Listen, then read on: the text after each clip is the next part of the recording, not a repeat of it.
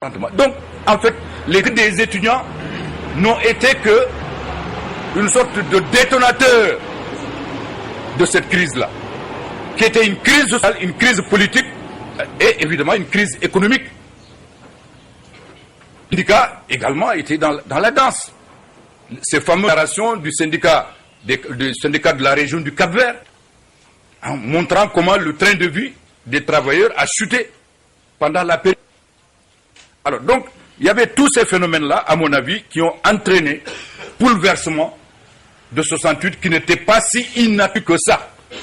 Et moi, j'ai intitulé ça, vraiment, cette crise de la décolonisation. Il y a vraiment, en 68, le Sénégal avait un drapeau, un hymne national, mais nous n'étions pas. On avait un président de la République qui parlait bien français. Mais, quand on regarde tous les symptômes de la vie nationale de cette époque-là, il y a eu un transfert de compétences du colonisateur au nouveau régime, mais il n'y avait réellement pas d'annonce. Je crois que ça, c'est un des aspects. Et la crise étudiante, c'est une autre dimension de cette crise de la décolonisation. À mon avis, donc, le problème important, c'est qu'aujourd'hui, pour nous, nous devons comprendre les causes, mais aussi les conséquences. Et pour moi, c'est important de dire que le mai 68 a été un des fondements majeurs dans la dynamique de la citoyenneté au Sénégal. Parce que, il faut le dire, hein, en 1960, quand il y a eu les transferts de compétences, il n'y a personne pour aller à l'indépendance. On a fait les transferts de compétences de l'UPS, de la France au régime de... Fondamentalement, c'est ce qui s'est passé. Et 68 a été une sorte de règle générale, en réalité, contre cette forme de dépendance. Les étudiants lui dans leur tract. Hein, tous les leaders le disaient dans leur tract. Et le pouvoir de l'époque était réellement isolé parce qu'il n'y avait pas de... À 9h du matin, les étaient terminés. Oui, on faisait le pro-verbal avant les... Le matin, à 9h, les gens font du thé. Ils attendent. À 10h, on proclame les résultats. 90% Senghor. Oh, Senghor. 99, 99. Oui. Il y avait les chants à l'époque de Mada Thiam, hein, c'était ça. Hein? Senghor, hein? Festival mondial, Senghor, Senghor, Guinerne, etc. Alors, oui, donc, c'était la réalité. Alors, non. Qu'est-ce que, à mon avis, ce qui est important, les acteurs, chacun a vécu un moment de cette histoire, sous une forme ou une autre. Les souvenirs peuvent s'estomper parce qu'on commence à avoir maintenant, hein, des cheveux, c'est normal, essentiel. Mais la trajectoire aussi des acteurs a varié. Pour certains, c'est aller en zigzag. Mais l'esprit du mouvement, parce qu'il faut faire la différence entre la trajectoire des individus et le mouvement, son essence, ce qu'il a signifié à l'histoire, qui peut ou non correspondre à ce que étaient les individus ou sont les individus. Oui, ça, c'est totalement différent. En tout cas, nous, historiens, c'est comme ça que nous voyons les choses. Les 68 arts, il y en a de partout. On les trouve dans toutes sortes de situations. C'est bon quand nous nous retrouvons, remémorer cela, mais il faut, au-delà de cette vision romantique, placer le mouvement dans son histoire. Moi, je dis que c'est le point de départ du pluralisme légal. Senghor était contraint au pluralisme syndical, au pluralisme politique, d'abord avec le Club Nation et Développement, qui était là pour capter les intellectuels. Et au lendemain de 68, vous vous rappelez, même nous étudiants, on a reçu des cartons d'invitation au premier débat du Club Nation et Développement. Et de toute façon, le club ne suffisait pas pour faire taire les aspirations des populations à un pluralisme politique plus ouvert. Ensuite, bon, vous connaissez l'histoire, multipartisme limité, 3 courants, 4 courants, et puis, bon, jusqu'au de Senghor tout au moins. Ça, c'est une unité qu'il faut reconnaître. le mouvement populaire de 68 a contraint le pouvoir à lâcher du lest et à s'engager ce qui sera appelé l'ouverture démocratique. Je crois que du point de vue historique, c'est une des conséquences les plus importantes de 68. Nous devons les débuts de notre système démocratique actuel, pluraliste, politique, mais également de certaines transformations des bases économiques et sociales de notre société. J'ai parlé tout à l'heure de l'UNIS, l'Union nationale des groupements économiques du Sénégal. Ce mouvement, immédiatement après 68, après son premier congrès, il a été pourchassé. Son plan, c'est Abdoulaye Diop, l'imprimeur. On lui a coupé les... Il a été contraint d'aller en Mauritanie. Toutes ces affaires ont été...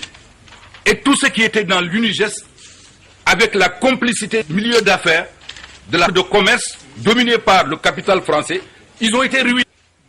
À la place, ils ont créé le COFES, la Confédération des groupements économiques du Sénégal, plus favorable à l'Union progressiste sénégalaise. Mais là aussi, les protestations ont continué. Ensuite, le GES, le groupement, les groupements économiques du Sénégal, dont justement Birahim va être un des secrétaires, directeur général. C'est ce qui a donné à quoi? L'UNIGES, c'est l'ancêtre de quoi? Donc là aussi, et aujourd'hui, l'UNAP, grâce à cette série de luttes des milieux économiques, née avec 68, on a pu assister au retrait du cap français dans différents secteurs, import-export par exemple. Et aujourd'hui, l'UNACOA contrôle l'import. Ça aussi, c'est une dimension importante qu'il faut reconnaître dans les événements de 68. Autre élément, bien entendu, je pense qu'il faut aussi mettre en évidence d'autres phénomènes importants, je ne vais pas insister, c'est, à mon avis, toute cette démocratisation qui s'est faite dans des conditions de conflits sociaux permanents. Parce que 68 a été suivi, évidemment, de 69, la grève générale. À la suite de la grève de l'École nationale des cadres ruraux de Bambey, où les étudiants ont payé une année scolaire entière. À l'époque, moi, justement, j'ai pris la succession de Mbaye Diack, je suis président de l'UDES. Et notre système scolaire, au lieu de surmonter la crise, s'est retrouvé dans une permanente que nous n'avons pas réussi à surmonter, malheureusement. Ça, il faut le dire. Jusqu'à présent, notre système éducatif est en turbulence. 68, et aussi, si on parle de 68, c'est prolongement pour les 88. La lutte pour des élections libres, démocratiques et transparentes. Et le prolongement immédiat et le comment de cela, c'est l'alternance de 2000, malgré tout. Et le reste, vous le savez, pour moi, c'est une montée vers l'appropriation par les citoyens de la chose publique. Que ce soit le 23 juin 2011 et évidemment ce qui s'est passé le 25 mars. Alors je crois qu'il faut mettre les événements en parallèle, en perspective, pour comprendre le long cheminement dont mai 68 semble être un élément important. Je terminerai par juste une précision. En fait, l'armée, nous avons été enrôlés de force dans l'armée, pas en 68, mais bon, l'armée, on nous a mis au camp Gazei en 68, hein, après les événements tels que décrits par Ousmane Camara et Mbaye Diack, hein, mais pour le doyen Ousmane, en fait, en 71, après la grève des partiels, qui bloque la voiture de auprès du professeur Bathily. Donc il y a une annonce, le propriétaire du véhicule 0354 AC empêche le directeur du VAR de sortir de son véhicule et d'aller au concours. Il est là, le propriétaire du véhicule 0354 AC. S'il veut bien aller bouger pour permettre au professeur Sen d'aller à l'UCAD. Merci. Bon, professeur, vous avez la parole. Oui, je termine donc. Oui. Alors, donc, c'est à de la grève des partiels, puisque la réforme de l'université a été faite en 69. avec beaucoup de difficultés. Les étudiants voulaient une africanisation de l'université, du cursus, africanisation des enseignements, des enseignants. Nous voulons une université au service du peuple. C'était ça le slogan. Une université régionale africaine, pas seulement sénégalaise. Senghor dit non, moi je veux une université sénégalo-soudano-sahélienne. Et d'ailleurs, ces étudiants, ils font beaucoup de bruit. Il paraît qu'en philosophie, ils ne font que parler du régime. Je vais créer une université sahélo-soudanaise. Saint-Louis, ils seront éloignés. Et c'est comme ça qu'est venue l'université Gaston Berger de Saint-Louis. Cette réforme a avancé. Les étudiants s'y sont opposés. Et par décret, l'UDES et l'UED ont été dissoutes. À la suite de cela, que 49 étudiants, 42 pardon, étudiants, 49 c'est 49, c'est bien ça, 49. 49 étudiants, membres de l'UDES et de l'UED, ceux qui étaient, certains étaient corporations, dans les bureaux, etc., ils nous ont pris. Et parmi ces 49, il y a 12 qui ont été incorporés de force, dont Mbaïdia qui est là, Dokura qui est là, comment il s'appelle encore, oui. Jean-Pierre, mais je crois qu'il a été inapte. Il a été inapte. Il a été réformé. Réformé. Bon, Famara Sarr, Al-Senou Sissé, moi-même, etc. On nous a mis dans l'armée. On nous a d'abord débarqué à Tambacounda de mars-avril 71. Et on a, après notre formation de base dans l'armée, on nous a décidé de faire un examen. On a dit qu'on n'est pas venu pour faire un examen dans l'armée. C'est par discipline que Senghor nous a amenés. Ils ont dit, bon, voilà, 45 jours à Tambacounda. Et ensuite, tribunal militaire. Ici, au Forbé, mois. De septembre à décembre. En tribunal militaire, on a refusé de prendre un avocat. Ils ont pris un avocat des fils. Ils nous ont dit, bon, relaxez au bénéfice du doute. Et ensuite, ils nous ont dit, bon, malgré tout, vous allez dans l'armée. Jusqu'à la fin de nos 18 mois. Et on nous a éparpillés dans les différents camps militaires, certains à Mata, à Ourossogui, d'autres à Tambacounda, d'autres à Bignona. Et justement, un de nos camarades qui est mort, Al-Senou Sissé, qui a été dans la patrouille, parce qu'on n'avait rien d'autre à faire dans l'armée, dans ce qu'on appelait le commandement opérationnel Sud-Casamance, à faire des patrouilles le long de la frontière, à arrêter les combattants du PAIGC pour qu'ils n'entrent pas en notre territoire. Mais on n'était pas à l'abri des attaques des supplétifs portugais. Et c'est au cours d'une de ces attaques que Al-Senou Sissé est mort. Tous les soldats de l'armée sénégalaise ont été tués par supplétifs de l'armée portugaise, décapités. Oui. Alors ça aussi, donc 71, c'est donc je vais en terminer là. Merci.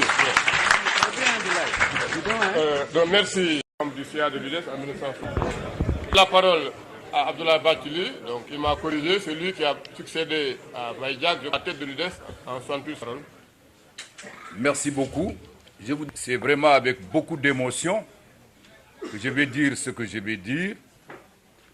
Quand je regarde tout autour de cette table et aussi dans la salle, il y a beaucoup de figures qui me rappellent beaucoup d'événements dans ma vie personnelle et malgré les différences de trajectoire, c'est toujours avec beaucoup d'émotion qu'on revoit les amis parce que ces événements que nous avons vécus intensément ont aussi tissé des liens, des sentiments très forts parce que c'est devant le danger, dans l'épreuve, que se nouent en général les amitiés et les liens les forts entre les individus et les acteurs. Quand je regarde le doyen Boubacar Sorna ou bien Limpiao qui est à côté de lui, Limpiao Lo du syndicat de fédération des banques, véritablement, et celui que j'appelle ici le Pangolard, Birahim Diagne, il vient d'arriver. Mbaïdiak en a fait allusion tout à l'heure, qui a été président de l'UED juste avant Samba Baldé était vice-président aux relations extérieures de l'UDES dans le comité exécutif. Et à la fin de 68, il avait terminé ses études, il est allé comme inspecteur des chemins de fer et ensuite il est devenu homme d'affaires. Secrétaire régional du GES, du groupement économique du Sénégal, j'y reviendrai tout à l'heure. Alors, moi, ce que je voudrais dire, c'est que les commémorations ont ceci d'important que, premièrement, elles permettent à un certain nombre de personnes de se rencontrer et ravivent des émotions, mais aussi elles permettent ces commémorations de se projeter dans l'avenir à partir de toute une trajectoire. Et en cela, de mon point de vue, les événements, je ne vais pas y revenir. Mbaye Diack les a évoqués de manière très claire. Et moi-même, en 89, avec ma chambre d'historien, je me suis dit, anticiper à ces événements de très près. Il y a quelque chose à faire pour les nouvelles générations. Il fallait que je fasse un témoignage et j'ai pris ma plume d'historien pour écrire ce que j'ai intitulé « Mai 68 à Dakar, la révolte universitaire et la démocratie » qui est usé maintenant, que je suis en train de reprendre pour le publier. Mais chaque fois que je le faisais depuis en fait 92, pour la première parution, les événements ne m'ont pas permis de me concentrer pour le faire. Alors, donc je crois que ce qui est important pour nous aujourd'hui, c'est effectivement de continuer à collecter des informations importantes, des faits qui peuvent davantage asseoir notre connaissance de cet événement. Parce que lorsqu'on voit ceux qui se sont réunis ici aujourd'hui, on voit très nettement que c'est un événement majeur de la vie de notre pays. Un événement majeur de l'histoire contemporaine de notre pays. Ça, c'est incontestable.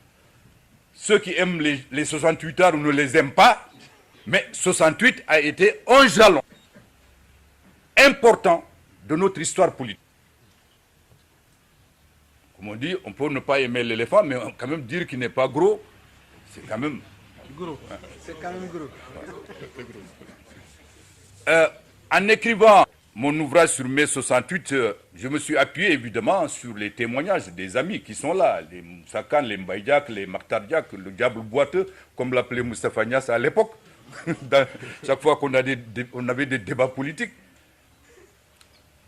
Mais aussi d'autres acteurs de l'autre côté de la barrière. Comme le général Jean-Alfred Diallo, auquel il a été fait référence. Je voudrais vraiment lui rendre hommage. Parce que j'ai eu des séances avec lui pour l'interroger réellement, parce qu'il était au cœur, comme on l'a dit, de ces événements. En tant que non seulement chef d'état-major général des armées, mais directeur de la gendarmerie et de la justice militaire. Et c'est lui qui nous a sauvés coup d'État, comme Ousmane Camara l'a rappelé tout à l'heure. À l'occasion, justement, des événements à la veille du 23 juin 2011, j'avais cité cette fameuse lettre qu'il avait écrite à Senghor, en lui intimant pratiquement l'ordre de renvoyer des ministres incapables au gouvernement, en lui imposant de fait une série de réformes qu'il a mis le papier. Et Senghor, je me suis rendu compte que toutes les mesures prises par Senghor au lendemain des événements, pratiquement c'était sous la dictée de l'état-major général représenté par Jean-Alfred Diallo. C'est un moment important. On parle du rôle de Senghor dans notre démocratie, etc., etc., mais en réalité, il faut aussi rendre hommage à cet acteur majeur. Il y a toute une légende qui a été tissée autour de Senghor qu'il faut de plus revoir, qui ne correspond pas tout à fait à la réalité. De là, que ce soit le rôle de Ibrahima Seydou Ndaw et les événements de 68. Donc, grâce à lui, j'ai collecté toute une série d'informations qui ont permis peut-être d'élargir, mais il y a déjà beaucoup de qui se font sur mai 68. Historiens, de politologues plutôt, il y a nos étudiants, assistant à la faculté de lettres, des départements d'histoire, travaille sur mai 68 et qui a arrêté depuis lors des informations extrêmement importantes. Peut-être qu'il viendra parler ici. Comme quoi, peut-être que du point de vue sénégalais, ce mouvement a été négligé, mais dans la réalité, c'est un mouvement qui intéressait le monde entier, compte tenu de ses conséquences sur l'ensemble, non seulement du précaré francophone, mais aussi au-delà. Ce que j'ai essayé de montrer dans ce travail, c'est, au fond, mai 68 n'est pas venu comme un coup de tonnerre dans un ciel serein. En fait, Mbaye l'a dit tout à l'heure, c'est un mouvement qui a été préparé par toute une série de transformations et de phénomènes qui précédaient. Pour les observateurs immédiats, le doyen Ousmane Camara le disait tout à l'heure, Senghor a été surpris, c'est vrai. Même nous, les étudiants, nous avons été surpris de l'ampleur du mouvement. Il faut le dire au départ. Vous vous rappelez, Moussa, Mbaye Diack, Makhtar, quand nous avons organisé en avril le séminaire sur la situation économique et sociale du Sénégal, non, en février, je crois, février, un séminaire du mouvement étudiant de l'UDES sur la situation économique sociale du Sénégal à la veille de la masse électorale de février 68.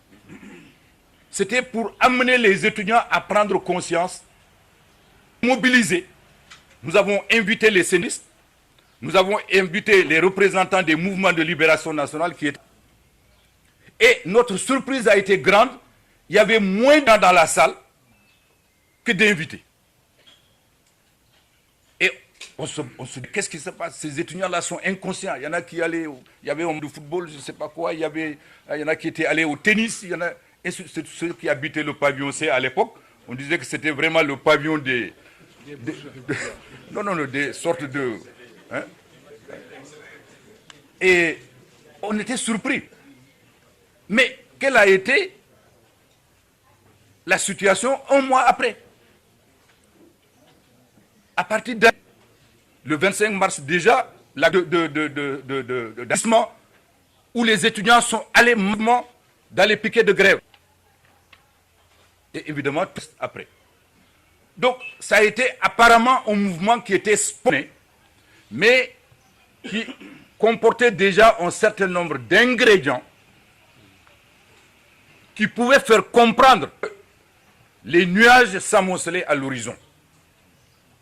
Il y avait le malaise paysan, parce que depuis 1936, le Sénégal était obligé par la CE d'aligner le prix de l'arachide sur le prix international.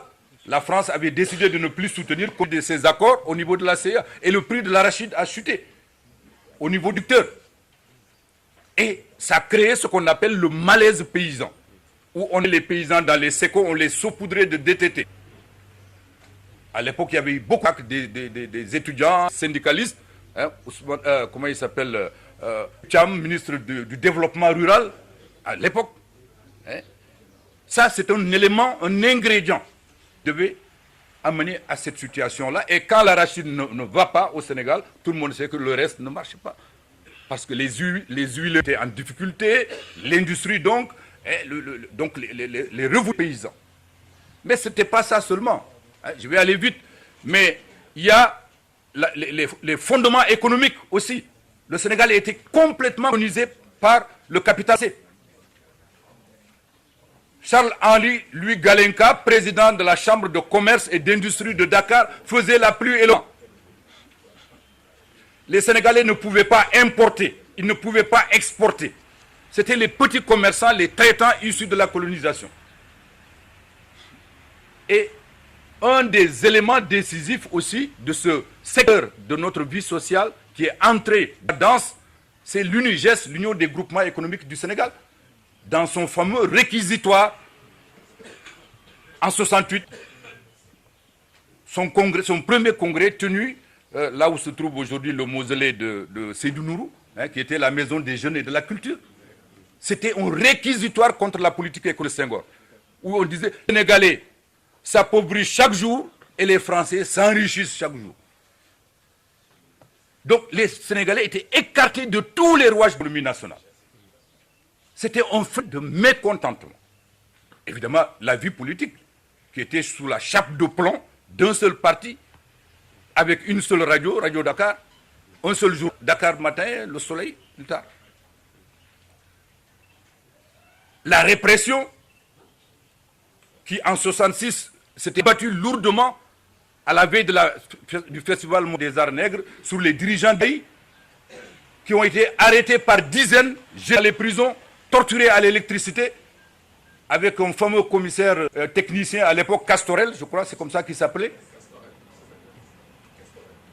Alors, il y avait un mécontentement. Donc, en fait, les des étudiants n'ont été que une sorte de détonateur de cette crise-là, qui était une crise sociale, une crise politique et évidemment une crise économique. Le syndicat également était dans la danse. Ces fameuses déclarations du syndicat de la région du Cap-Vert, en montrant comment le train de vie des travailleurs a chuté pendant la période.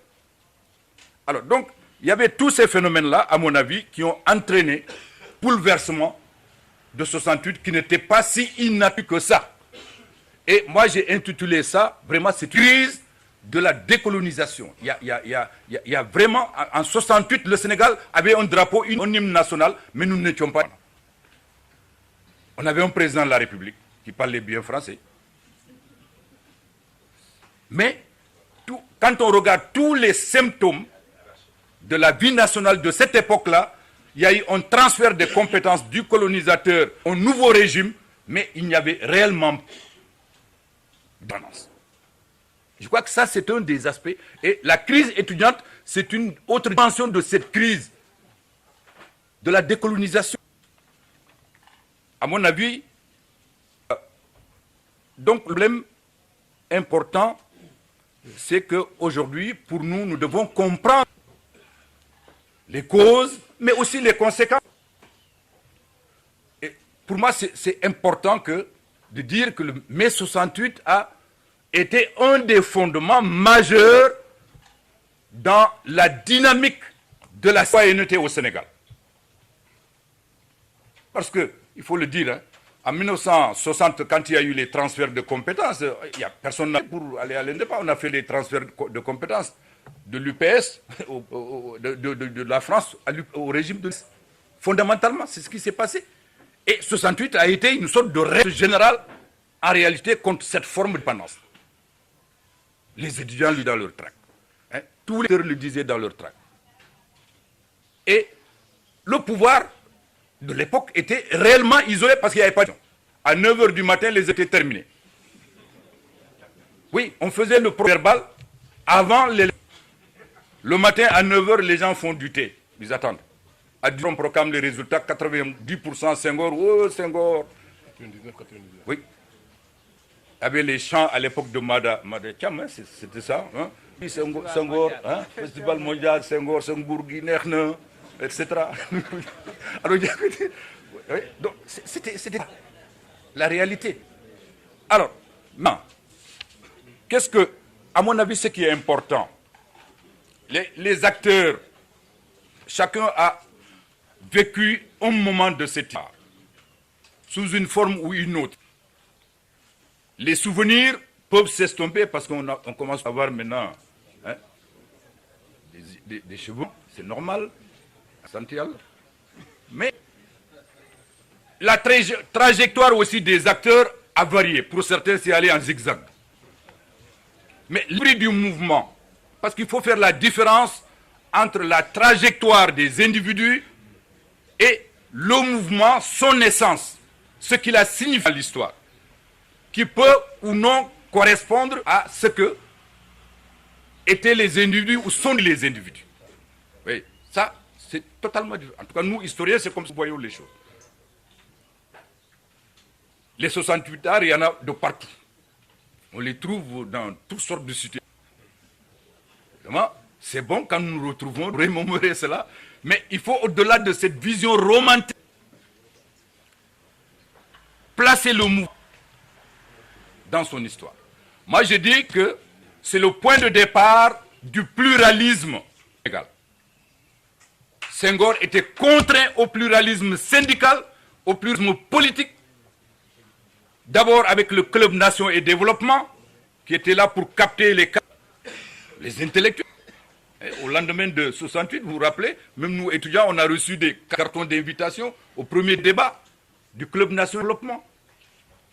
Et de toute façon, le club ne suffisait pas pour faire taire les aspirations des populations à un pluralisme politique plus ouvert.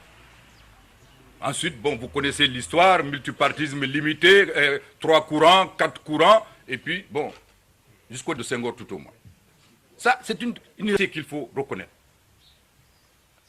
Le mouvement populaire de 68 a contraint le pouvoir à lâcher du lest et à s'engager, ce qui sera appelé l'ouverture démocratique. Je crois que du point de vue historique, c'est une des conséquences les plus importantes de 68. Nous devons les débuts de notre système démocratique actuel, pluraliste, c'est politique. Mais également de certaines transformations des bases économiques et sociales de notre société. J'ai parlé tout à l'heure de l'UNIS, l'Union nationale des groupements économiques du Sénégal. Ce mouvement, immédiatement après 68, après son premier congrès, il a été pourchassé. Son plan, c'est Abdoulaye Diop, l'imprimeur. On lui a coupé les... Il a été contraint d'aller en Mauritanie. Toutes ces affaires ont été... Et tout ce qui était dans l'UNIGES, avec la complicité du milieu d'affaires, de commerce, dominé par le capital français, ils ont été ruinés. À la place, ils ont créé le COFES, la Confédération des groupements économiques du Sénégal, plus favorable à l'Union progressiste. Mais là aussi, les protestations ont continué. Ensuite, le geste, le groupement, les groupements économiques du Sénégal, dont justement Birahim va être un des secrétaires, directeur général. C'est ce qui a donné à quoi? L'UNIGES, c'est l'ancêtre de quoi? Donc là aussi, et aujourd'hui, grâce à cette série de luttes des milieux économiques nés avec 68, on a pu assister au retrait du cap français dans différents secteurs, import-export par exemple. Et aujourd'hui, l'UNACOA contrôle l'import. Ça aussi, c'est une dimension importante qu'il faut reconnaître dans les événements de 68. Autre élément, bien entendu, je pense qu'il faut aussi mettre en évidence d'autres phénomènes importants, je ne vais pas insister, c'est, à mon avis, toute cette démocratisation qui s'est faite dans des conditions de conflits sociaux permanents. Parce que 68 a été suivi, évidemment, de 69, la grève générale. À la suite de la grève de l'École nationale des cadres ruraux de Bambey, où les étudiants ont pris une année scolaire entière. À l'époque, moi, justement, j'ai pris la succession de Mbaye, je suis président de l'UDES. Et notre système scolaire, au lieu de surmonter la crise, s'est retrouvé dans une permanente que nous n'avons pas réussi à surmonter, malheureusement. Ça, il faut le dire. Jusqu'à présent, notre système éducatif est en turbulence.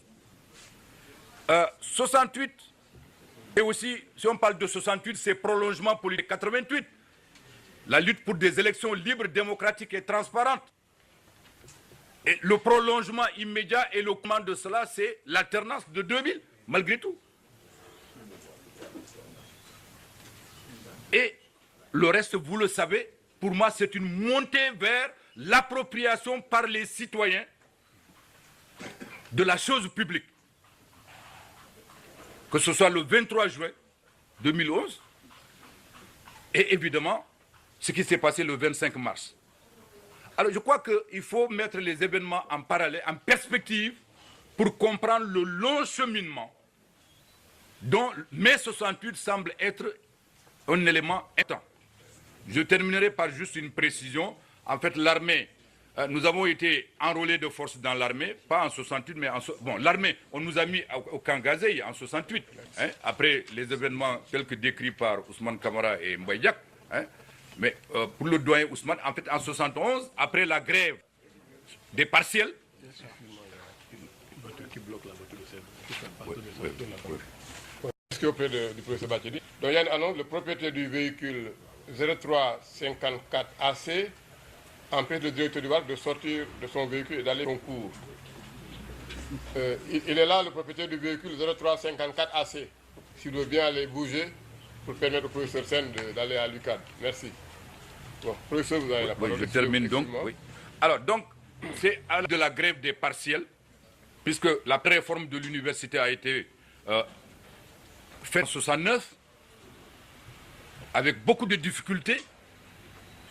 Les étudiants voulaient une africanisation de l'université, du cursus, africanisation des enseignements, des enseignants. Nous voulons une université au service du peuple.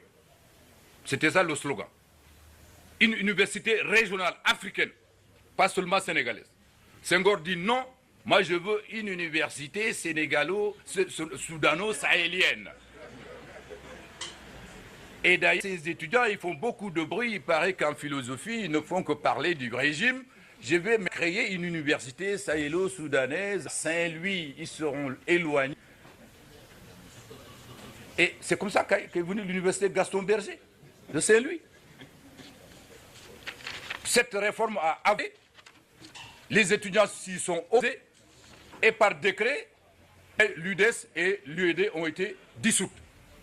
À la suite de cela, que 49 étudiants, 42 pardon, étudiants, 49, c'est 49, hein, c'est bien ça, 49. 49 étudiants, membres de l'UDES et de l'UED, ceux qui étaient, certains étaient corporations, dans les bureaux, etc., ils nous ont pris. Et parmi ces 49, il y a 12 qui ont été incorporés de force, dont Mbaïdia qui est là, Dokura qui est là, comment il s'appelle encore, oui. Jean-Pierre, mais je crois qu'il a été inapte. Il a été inapte. Il a été réformé. Réformé. Bon, Famara Sarr, Al-Senou Sissé, moi-même, etc. On nous a mis dans l'armée. On nous a d'abord débarqué à Tambacounda de mars-avril 71. Et on a, après notre formation de base dans l'armée, on nous a décidé de faire un examen. On a dit qu'on n'est pas venu pour faire un examen dans l'armée. C'est par discipline que Senghor nous a amenés. Ils ont dit, bon, voilà, 45 jours à Tambacounda. Et ensuite, tribunal militaire. Ici, au Forbé, mois, de septembre à décembre. En tribunal militaire, on a refusé de prendre un avocat. Ils ont pris un avocat des fils. Ils nous ont dit, bon, relaxez au bénéfice du doute. Et ensuite, ils nous ont dit, bon, malgré tout, vous allez dans l'armée. Jusqu'à la fin de nos 18 mois. Et on nous a éparpillés dans les différents camps militaires, certains à Mata, à Ourossogui, d'autres à Tambacounda, d'autres à Bignona. Et justement, un de nos camarades qui est mort, Al-Senou Sissé, qui a été dans la patrouille, parce qu'on n'avait rien d'autre à faire dans l'armée, dans ce qu'on appelait le commandement opérationnel Sud-Casamance, à faire des patrouilles le long de la frontière, à arrêter les combattants du PAIGC pour qu'ils n'entrent pas en notre territoire. Mais on n'était pas à l'abri des attaques des supplétifs portugais. Et c'est au cours d'une de ces attaques que Al-Senou Sissé est mort. Tous les 11 soldats de l'armée sénégalaise ont été tués par supplétifs de l'armée portugaise, décapités. Oui. Alors ça aussi, donc 71, hein.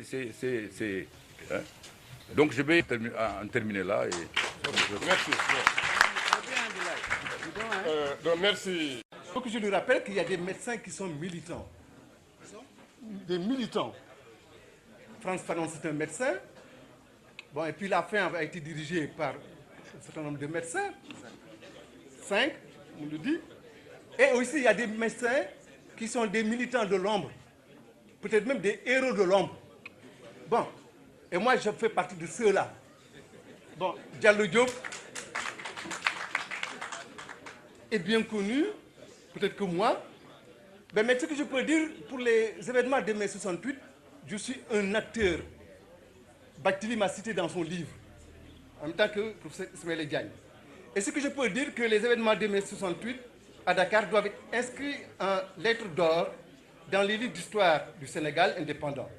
Et ce mercredi peut être comparé au Talatender quand les honorables femmes du Waalo se sont sacrifiées par le feu, évitant ainsi d'être des captives des envahisseurs étrangers.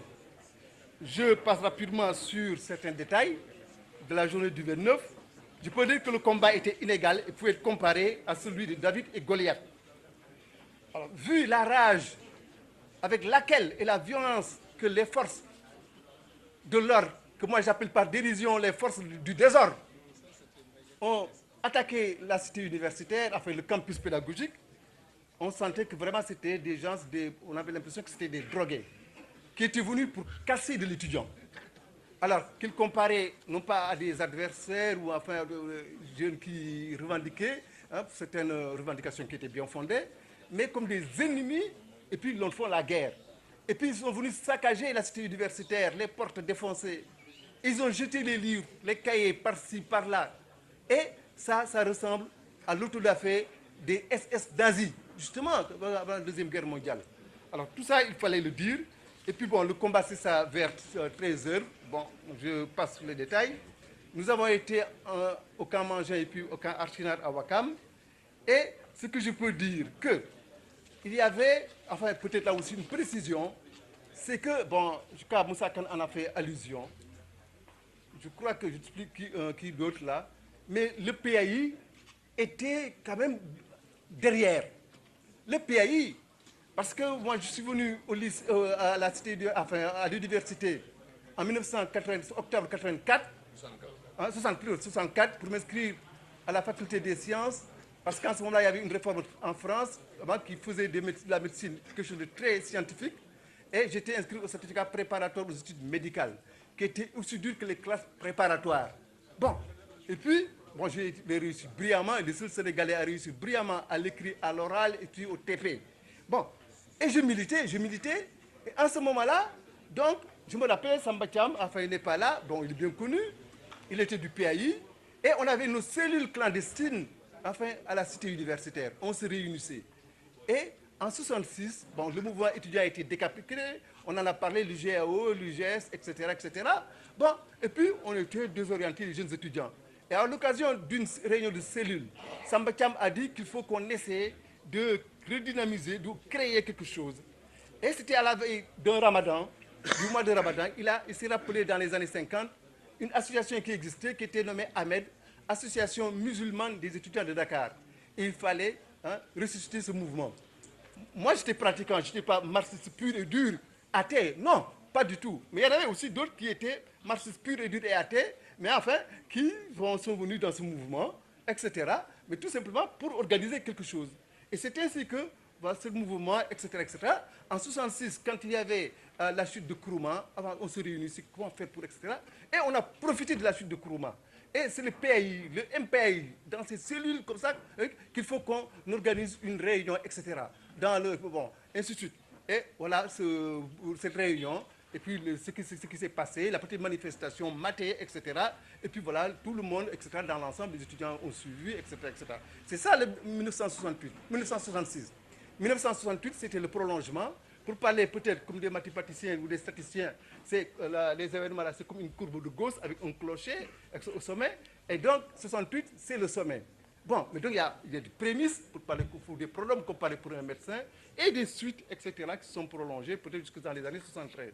Donc c'est ainsi que j'ai continué mon militantisme et même quand on était au camp Archinard, nous, les militants PAI, étudiants, nous avons essayé les forces les militaires, de discuter avec eux. On commençait à sympathiser. Et c'était d'autres tactiques. Donc, moi, j'étais en ce moment-là à ma 4e année d'université et j'étais externe des hôpitaux, donc un concours très sélectif, donc agent du ministère de la Santé. Et je gagnais 40 000 francs. 40 000 francs, donc ce n'était pas le cadre de bourse qu'on m'a enlevé qui a fait que j'étais militant. Donc, mon militantisme n'était pas que matériel financier, mais c'était un militantisme, comment dirais-je, patriotique, un militantisme politique dans le sens noble du terme, pas dans le sens de politique politicienne, où ici au Sénégal, tout ce qui est politique, c'est faux. Mais, comme Senghor disait, enfin, la politique, c'est l'art de diriger la cité. Et si on dit diriger, c'est bien diriger la cité. Ce n'était pas dans sa poche le népotisme ou autre. C'est diriger. Alors, donc, quand, après 68, 69, bon, je préparais le concours d'internat des études pro qui allait mener à faire l'agrégation en France en 1981. Et je me suis souvenu du slogan que nous, du pays, on disait, il faut certes que nous soyons des gens politiquement conscients, mais aussi, plus tard, des techniciens politiquement compétents, enfin, plutôt techniquement compétents. Parce que nous étions appelés à remplacer les TOAP. Et il fallait qu'il y ait les meilleurs. Moi, je me suis investi dans ça pour être le meilleur, pour réussir mon concours d'internat, pour réussir, etc., et pour faire ma trajectoire qui est rectiligne, mais qui n'est pas sinueuse. Et jusqu'à présent, je n'ai pas transigé, je n'ai pas, etc. Pourtant, j'ai été reçu par Senghor en 1974 pour des revendications, les internes des hôpitaux de Dakar, l'association des internes des hôpitaux de Dakar. Abdou Diouf aussi, etc., qui a beaucoup d'estime pour moi, etc. Abdoulaye Wade, en 2010, m'a décoré, mais c'était à la suite de mon travail, félicité par l'inspection d'État, et travaillé dans des conditions extrêmement difficiles à l'hôpital. Et j'ai formé, tout récemment, il n'y a même pas un mois, le congrès de la Société sénégalaise d'ophtalmologie, et puis des Africains, tout ça sont mes élèves, et qui sont professeurs dans tout. Voilà, voilà, c'est comme ça que je me suis inscrit dans ma politique, moi à moi, voilà, pour arriver où je suis et pour pouvoir témoigner aujourd'hui. Et pour les élections les dernières élections, j'ai fait un témoignage dans la presse, une lettre ouverte aux acteurs de la vie politique. Et là aussi, je vous convie à le lire. Et donc, depuis 1966, j'écris. Et mon premier article dans Jeune Afrique, c'est l'enseignement au Sénégal, que j'avais terminé par priorité non prioritaire, et Jeune Afrique a titré par priorité non prioritaire. Là, le 11 septembre 1966. Et j'ai retrouvé ça tout récemment à Paris, il y a moins d'un mois. Et puis, bon, d'autres articles, attention à l'amalgame et la dérive, réflexion de 68 heures, paru en juillet 1996 dans le Cafard. Et puis également, sur la santé, bon, sur l'hôpital d'Antec, un livre, La Grande Librairie nationale, l'Islam et le monde moderne. Et actuellement, il y a un rapport aussi, des documents que j'ai donnés au comité d'organisation et à d'autres, un rapport du comité de lecture d'un recueil de poèmes engagés que j'ai rédigé, ce recueil qui va paraître prochainement, et que je vais appeler peut-être trajectoire d'un militant, d'un médecin militant. Je ne suis pas syndicat, je ne suis pas politique, je ne suis rien. Je suis une sorte de note de bas de page du syndicat. J'ai milité un peu par, disons, la grande masse silencieuse. Je venais aux réunions par amour, disons, un peu de la philosophie, surtout amené par mon ami Mokhtar Diak, que j'écoutais. Bon, il y avait la verbe là. Vous avez 3 passions seulement, la philosophie, la poésie et le football. C'est tout. Donc je venais à la cité, c'était pour ça. Alors quand on a cassé la cité, j'étais pas donc là-bas, j'occupais la chambre, je ne sais plus même, en fait je n'ai pas de mémoire, mais j'étais au bâtiment A. Alors ensuite je suis parti de la cité, donc les policiers ont envahi. Je me suis retrouvé à la maison pendant 2 ou 3 jours. Ensuite, j'ai vu dans la rue beaucoup de scènes, dont une chez Ousseynou Seck. Les gosses sont venus enlever la marmite où il y avait le repas, ils ont beaucoup mis des pierres et tout. Bon, j'étais un peu gêné de la situation où j'étais moi parce que je me sentais un peu libre. J'étais dans la rue, donc j'ai décidé d'aller me constituer prisonnier à l'université. Je suis venu, j'ai vu les gars à l'université, je ne savais même pas qu'ils étaient au camp Archinard, pour moi ils étaient encore à l'université. Donc j'ai dit au colonel, je viens me constituer prisonnier. Il me dit, mais, boy, qu'est-ce que tu fous ici? Ah, le fous le camp. Ils ne sont pas là, ils sont au camp Archinard. Donc j'ai pris le car rapide, je suis allé au camp. Derrière les barbelés, il y avait je ne sais pas, leur chef. J'ai dit, je viens ici pour me constituer prisonnier avec mes amis. Il me dit, non, mais toi, ça ne va pas, tu es fou, quoi. Qu'est-ce que tu fais comme étude? Je dis, je fais philosophie. Bon, c'est comme ça qu'on m'a foutu dedans. On m'a donné une gamelle, bon, ça s'est passé comme ça. Ensuite, 3 jours ou 4 jours après, je ne sais plus, il y a un policier qui, avec une police de voiture de sirène, qui est venu dire, Ibrahim Sow. On m'appelle. Le gars me dit, à toi, tu es un vrai voyou. Ta carte d'étudiant, on n'est même pas sûr que tu sois étudiant. Il paraît-il que tu as cassé la ville et tout. On vient te chercher, la police vient te prendre pour t'amener. Tu es venu ici te cacher par ruse. Bon, j'ai dit, j'ai rien fait, c'est pas vrai, je suis étudiant. Mais on m'a amené quand même à la police. En fait, c'était une stratagème du commissaire du 4e, qui était un ami de mon père, qui s'était arrangé pour me faire sortir. Quand je suis allé à la police, je vais dire le problème tout à l'heure. On m'a amené donc à la police, et puis donc on m'a présenté un bon tiep de riz, et puis on m'a libéré. Ensuite, mon père m'a enfermé à double clé pour que je ne reparte plus. Mais moi, pendant qu'eux, ils étaient dans les casernes à révolutionner le monde et tout, bon, on reviendra dessus peut-être avant, moi j'écrivais des poèmes, dont un au camp Archinard, à mes amis. Ensuite, j'en ai fini avec ma déclaration. Alors, camp Archinard, mai 68, j'en ai écrit, je crois, 3 ou 4, mais bon, c'est celui-là qui est plus représentatif. À tous mes amis étudiants internés dans ce camp à Ouakam en mai 68. La langueur des heures à mon cœur, comme une procession funèbre, verse sa mollesse lourde. Lourde derrière les barbelés, mes petites gorgées de ciel bleu. Alentour, toujours les barbelés, et pas un rire de jeune fille, rien que des propos d'hommes au visage dur, rien que des déchirures de lèvres, des semblants de sourire. Et pas un pas sans barbelé. Et pas un corps de jeune fille pour rétablir les harmonies oubliées. Mais cependant, partout leur absence présente, que réchauffent les creux de mes silences, dans l'attente fiévreuse des caresses prochaines.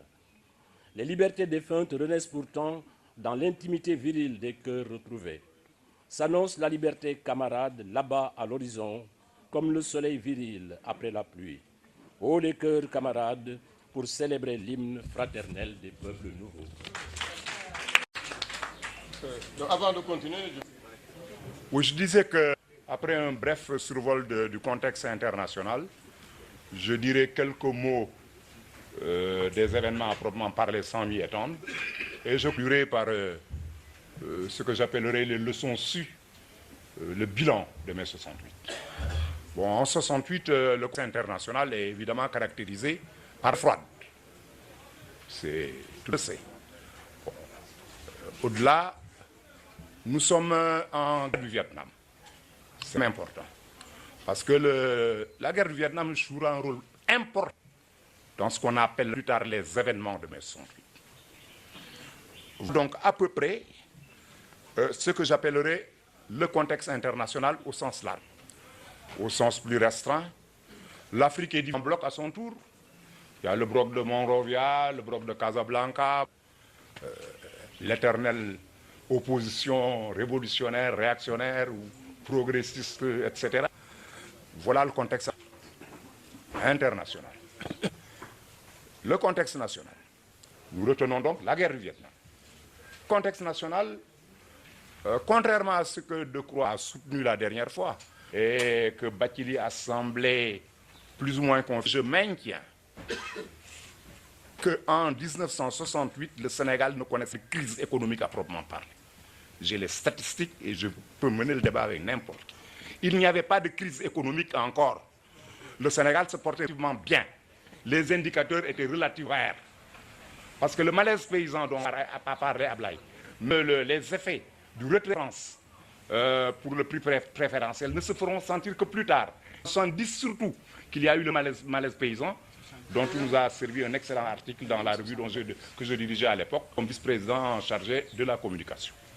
Le Sénégal donc ne se porte pas très bien. Le contexte plus de l'Université de Dakar, j'ai ici les statistiques pour vous donner une idée. Nous comptions l'université comptait 3109. 3109. J'ai tiré ça de ce qu'on appelait les bulletins du bus. À l'époque, il y avait ce qu'on appelait le bureau universitaire de statistiques. Nous étions 3109, l'étendue de l'université, facultés confondues. Il y avait 38% originaires d'Afrique francophone, autant de l'Ouest que de l'Est. Tous les toits d'AOF, y compris les Comores, représentés à l'université de Dakar. Nous étions 30% sénégalais, il y avait 20% français et 2% autres. Nous retenons donc du point de vue de la courbe démographique, les Sénégalais étaient minoritaires encore. Quelques années avant, quand moi j'entrais à la fac en 65, 66, le groupe le plus important c'était les Français. Le second groupe c'était les Dahomey, nous n'étions pas troisième. Pour vous donner une idée de la composition par nationalité de l'université, ça jouera au de 68. Parce qu'en fin de compte, c'est le caractère international de l'université qui sauvera mai 68. Ce que j'évoquais tout à l'heure en disant que l'UED a dit désormais nous prenons en charge. Désormais, nous prenons en charge le truc de l'US. Excusez-moi. Voilà donc. Alors, le mois de mai, pour en revenir à mai, je ne parle pas de mai au Sénégal. On devrait dire mai d'Ambre. Parce que mai, c'était quand même quelque chose d'extraordinaire. On l'oublie souvent. Mai 68 est parti des États d'Amérique. C'est parce que... Bon, écoutez, moi, je ne peux pas... Micro, je veux bien. Mais écoutez, j'ai une voix assez forte. Bon. Je dis donc ce qu'on appelait les événements de mai 68, qui ont été un point de fracture d'histoire, pas seulement du Sénégal, mais même du monde d'une certaine manière, sont partis campus américain sur la base des revendications contre le Vietnam. L'université de Kent, Yale, etc. Il y a eu des morts à Kent, on l'oublie, un campus américain. Yale, Washington, Berkeley, j'ai oublié. Ça, c'est parti. Ensuite, Mouilaou, comme on dit. L'Allemagne, avec l'assassinat de Rudi Dutschke. L'Angleterre, avec les Tarek Ali. La France, avec le mouvement du 22 mars. Daniel Cohn-Bendit, les Gesmar, etc. Et Dakar, enfin, je ne devrais pas dire enfin, Dakar d'abord. Pour dire que notre mouvement n'était pas téléguidé et que ce n'était pas par mimétisme que nous sommes mis en mouvement. Voilà pour ce qui est des événements à proprement parler. Il s'est passé deux ou trois anecdotes. Badiak se rappelle, j'étais avec lui, nous étions tous les deux représentants du mouvement étudiant à la Nationale des Bourses. Pour la première fois, on avait 700 bacheliers sénégalais, ce qui était un océan. Ne comparez surtout pas aux 16 000 étudiants qu'on a aujourd'hui et aux 40 000 bacheliers qu'on a par an. 700 bacheliers par an pour l'ensemble du Sénégal, c'était... le gouvernement ne savait plus où donner de la tête. La commission des bourses dirigée par Souleymane Ndiaye, syndicaliste auquel nous devons rendre hommage, nous apprend que le gouvernement n'avait pas prévu cette explosion suite à la suppression de la partie. Et avec 700, on a la même enveloppe. Et Foy Djibril John, un inspecteur émérite, fait la proposition, c'est parti, je te rappelle, une solution, on fera des bourses. On va créer, c'était la première fois, des tiers, des demi, etc. C'est là que c'est parti. Allons vite. Dès le mois de février déjà, il l'a rappelé, il y a un certain nombre d'ingrédients qui commencent à s'accumuler. Et au début, à la fin du mois d'avril, il y a conjonction de tous ces faits, et il le note. C'est vrai que c'est à partir, disons-le, l'étincelle, cette histoire de drap. On ne nous avait pas changé là. Pendant 15 jours, on devait les changer toutes les semaines. Mais en vérité, c'est prétexte. Le verre était déjà dans le... La première AG, donc, on l'a eu autour de cette relation, il faut changer les draps. Et d'autres. On a déclenché une grève d'avertissement d'une demi-journée. J'en ai parlé la dernière fois, les gens étaient un peu... C'est moi qui rédige cette acte. Je l'ai rédigé un vendredi, on l'a sorti. La grève était une grève d'une demi-journée parce qu'on avait choisi lundi. Et les jeunes bacheliers appelaient ça grève. Parce que nous, on les avait accusés, entre guillemets, d'être des bacheliers. Voilà donc. Alors, le mouvement, le reste n'est qu'anecdote. Mais je voudrais tirer les conclusions, pour finir, de ce qui s'est passé. D'abord, pourquoi mai 68 a été un succès ou un demi-succès, comme on dit. D'abord, il y avait l'unité du mouvement étudiant. Il n'y avait pas 50 000 associations. Il n'y avait qu'une organisation, l'Union démocratique des étudiants sénégalais, et en face d'elle, l'Union nationale des étudiants sénégalais d'inspiration PES, dirigée par Ibrahim, ancien... En face, il y avait l'UDES. Et pour tous les étudiants de l'Université de Dakar, il y avait l'UED. Voilà une des... Il faut tirer donc des succès du mouvement. La responsabilité. Quand moi j'entends les étudiants, je peux même aller plus loin, mes collègues de l'université, quand j'entends s'exprimer à la radio, autant du point de vue du fond que de la forme, j'ai envie de vomir. D'abord, je suis sûr que quand on était au BPC, nous avions un niveau de maîtrise de la langue française supérieur à ceux qui sont en aujourd'hui. Au-delà, ça c'est une question de forme, mais question de fond. Des revendications parfois tellement irresponsables, tellement, je ne sais, inouïes d'avoir des écarts. Hein. Je me rappelle l'AFP un jour, des francs-tireurs, les badoudions de la sont allés dire à l'AFP qu'elle ne s'arrêtera qu'en l'an 2000. Bon, tu te rappelles Mbaye, quand on a forcé Abdoulaye, ministre de l'Éducation, forcer son goût. Ça, c'était des enfantillages. On était jeunes. C'était des erreurs de jeunesse. Quand il m'a dit, Makhal, là. Pour vous dire. Bref, il y avait un esprit de responsabilité. Ça ne veut pas dire qu'on ne commettait pas des erreurs, mais au moins on avait des revendications responsables, lisibles, compréhensibles.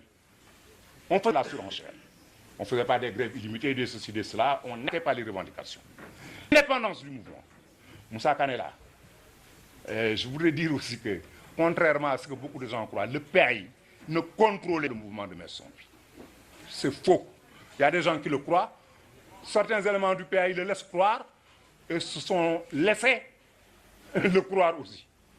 Certes, les éléments du pays avaient un rôle important dans les directions. Mais le pays ne compte pas le mouvement de Mai 68. C'est un mouvement sain. Que le pays ait joué son rôle, c'est son problème. Birahim nous en dira des mots. Donc l'indépendance du mouvement par rapport à toutes les forces, aux forces d'argent, etc. Aujourd'hui, on en a parlé. Il y a des enjeux financiers, des ristournes. C'est important. L'indépendance, Moussa est là. J'étais vice-président chargé de l'info. C'est moi donc qui tapais les tracts, qui les rédigeais presque. Il est venu chez moi à 3 h du matin, ce romantisme-là. Alors qu'on a eu dîner ensemble à 20 h, mais pour faire révolutionnaire, il attend à 3 h du matin. Camarade, les camarades, on dit qu'il faut taper ça. Il faut que le tract sorte demain matin à 6 h. Me lire quoi. Les Magatiam, à l'UNTS, étaient minorisés. Les réactionnaires, comme ils disaient, les avaient minorisés. Qu'est-ce qu'ils font? Ils veulent nous utiliser, nous, pour les dénoncer. Me lire tract qui saga à une. Il était mécontent, il a dit que j'étais instrument pour dégage. Comment ils ont fait, j'ai vu le tract sortir là. Pour dire donc que nous étions d'une certaine manière indépendants. Enfin, le leadership. Nous exercions un véritable leadership. Ce leadership était d'autant plus légitime que nous étions des démocrates.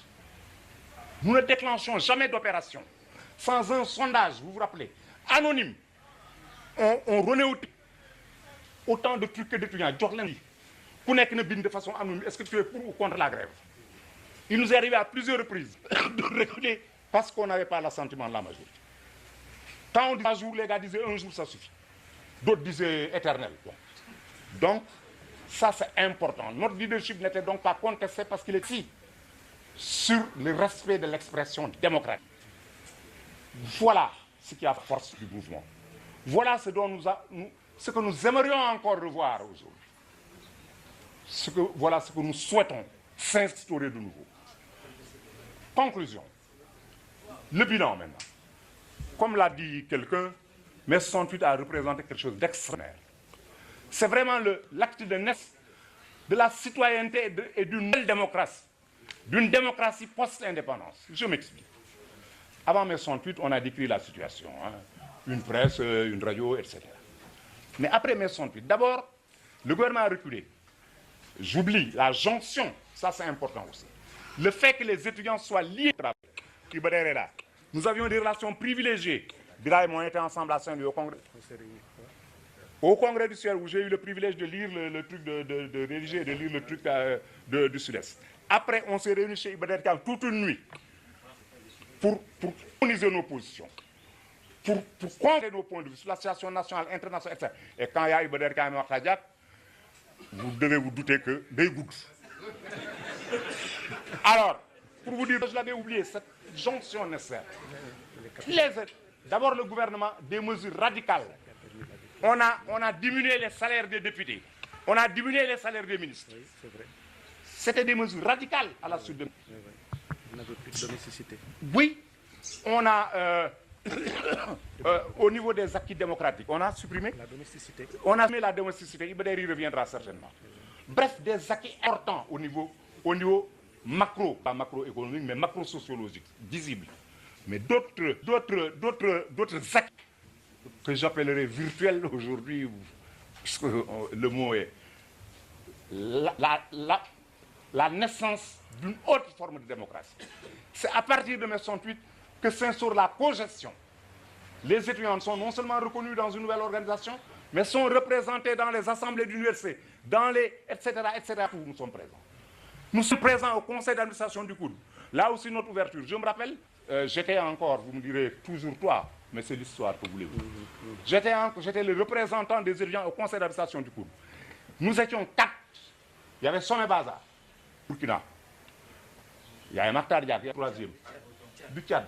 Non, Sommet Baza, pas du Tchad. Sommet Baza était de Haute-Volta. Tu es vieux, nous sommes vieux. Il y avait Baza Sommet, il y avait moi-même, du Sénégal. Voilà. Et il y avait Dominique Jameau, français. Vous voyez donc cette ouverture, ce refus du sectarisme. Ça aussi, c'est un des acquis de mes sons. Je ne veux pas être long, j'aurais pu... Bon. Bref, je veux que nous retenions ceci. C'est que mai 68 s'est passé dans un contexte aussi. Le monde titré « La France ». N'oublions la France sans lui. Début de mai 68 en France. C'était les 30 glorieuses. Les pays allaient assez bien. Bob Dylan, les Beatles font danser le monde. Le blues, comme disait l'autre, c'était le 732, le point A, etc. C'était la joie. Et c'est pour ça que mai 68 a surpris, entre autres. Je pourrais conclure en souhait. C'est que les quelques leçons que j'ai voulu tirer soient sinon assimilées, à tout le médité par les étudiants de cette génération. Je vous remercie. Qu'on rencontre pratiquement tout l'arc-en-ciel politique ici, etc., etc. Je pense que c'est véritablement quelque chose de très, très, très important. Alors, moi j'étais élève en 68. J'étais en terminale, je dirigeais le mouvement des élèves à Vanvo. Les médecins ici. Les médecins ne parlent que de médecine. Ce n'est pas leur faute, on leur fait parler de médecine tout le temps. Dès qu'ils vous saluent, ah docteur mon oreille, ah docteur ma jambe. Et ils passent tout le temps à parler de médecine. Bon, mais 68 aussi, beaucoup d'entre nous ici passent beaucoup de leur temps à en parler. Finalement, j'ai répondu à des questions que j'ai systématisées. Et pour aller vite, je vous révèle simplement les questions et les réponses que j'ai essayé d'apporter. En 68, il n'y avait pas de mouvement élève organisé, je veux dire, comme l'UDES ou comme l'UED. Les lycées étaient organisés, chacun à son niveau propre, autonome. Et c'est en 68 qu'on s'est retrouvés pour essayer de voir ce qu'on pouvait faire. Diallo Diop est là, il était à Blaise Diagne. Je vois Paptouti qui était à Vanvo, les Jean-Pierre Fan, les Bougou Mbaye, etc. Donc, je pense que autant nos aînés, les Birahim Diagne, X, Omar Dioum, X, on l'appelait X à l'époque parce que c'était un mathématicien, il est resté d'ailleurs. C'est dans sa chambre qu'on a passé la nuit, parce qu'on n'avait pas de chambre à l'université, la nuit du 28 au 29 mai. Et c'est le lendemain donc qu'on est venu nous prendre à l'université, au campus. Les uns et les autres en ont déjà parlé. Mais ce que je retiens, c'est que la première fois que une délégation des élèves a rencontré le ministre Hassan Sek, j'étais le porte-parole de cette délégation, Bassirou Ndiaye, il s'appelait, qui était le président des parents d'élèves de l'époque, a demandé une suspension de séance pour rencontrer les élèves. On s'est retiré dans une salle. Bassirou s'est mis à pleurer à chaudes larmes. C'était la première fois que moi, je voyais un adulte qui était aussi un responsable de ce niveau pleurer à chaudes larmes. Pourquoi il pleurait? Il nous disait que nos parents qui suent sang et eau pour payer les impôts allait perdre 9 milliards de francs CFA. Ça devait être probablement le montant du budget de l'éducation à l'époque. Il faut vérifier. Mais ça me paraissait extraordinaire. Et je me disais, mais comment je vais, moi, porter cette responsabilité? 9 milliards de nos parents, là, nos papas, nos mamans. Dès que la réunion est terminée, j'ai dit à mes copains, c'est fini, moi je laisse tomber, parce que je ne peux pas supporter cette responsabilité. Il a fallu un trésor d'ingéniosité pour m'expliquer que si l'année est perdue, ce n'est pas nous, c'est le gouvernement qui n'a pas respecté, qui n'a pas. Sinon, ça me paraît quand même très important, et plus tard, peut-être que ça a contribué à mon destin. Alors, la question qui suit était, vous et vos camarades étiez dans la proximité avec les syndicats. Quel sens ce voisinage avait pour vous? Effectivement, quelqu'un a eu raison de montrer que mai 68, ce n'était pas seulement les étudiants. C'est parce que aussi les travailleurs se sont mis là-dedans, cette jonction entre les travailleurs, les étudiants et ce que nous appelions à l'époque le lumpenprolétariat, les déclassés sociaux. C'est ça qui a fait la radicalité véritablement du mouvement et qui a inquiété au plus haut point le régime de Senghor.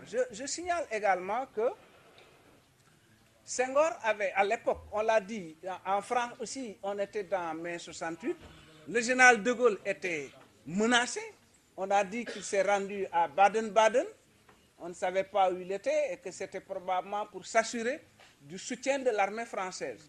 Donc, de Gaulle n'avait pas le temps de s'occuper de Senghor. Et je me souviens, c'est Mbaïdia qui rapportait ça, le soir du 28 février, c'est à peu près à cette heure-ci, un peu vers 21h, il disait, Senghor a demandé, de signer un papier, Senghor a dit, les étudiants ne cherchent pas des bourses, ils veulent me renverser. Et que d'ailleurs, je vais m'accrocher, il a dit ça, et que d'ailleurs, je vais détruire l'université de Dakar. Mesdames et messieurs,